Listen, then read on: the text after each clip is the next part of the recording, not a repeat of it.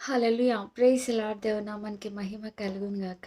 ఆమేన్. క్రైస్తవ బిడ్డలమైనటువంటి మనము ఏ విధంగా ఉండాలంటే దేవుని కొరకు మనం ప్రకాశించే వారిగా ఉండాలి. మనం ప్రకాశిస్తూ, మనం వెలుగుతూ, ఇతరుని వెలిగిస్తూ, ఇతరుల్ని మండిస్తూ, ప్రకాశింపజేసేలాగా మన జీవితం కనబడాలి. అదేవిధంగా దేవుని కొరకు మనం పరిగెత్తే వారిగా ఉండాలండి. ఎందుకంటే ఆయన సేవలో, ఆయన యొక్క పనులలో మనం ఆయన కొరకు పరిగెత్తే వారిగా కూడా ఉండాలి. అదేవిధంగా ప్రార్థన చేసేవారిగా ఉండాలండి. మనకు వ్యక్తిగత ప్రార్థనలు అనేవి చాలా అవసరము అయి ఉంటున్నదండి. దేవునితో సహవాసము కలిగి ఉంటూ ఆయన చెప్పిన రీతిగా మనం నడవాలి అంటే మనకు ప్రార్థనలు ఎంతో అవసరమై ఉంటున్నది.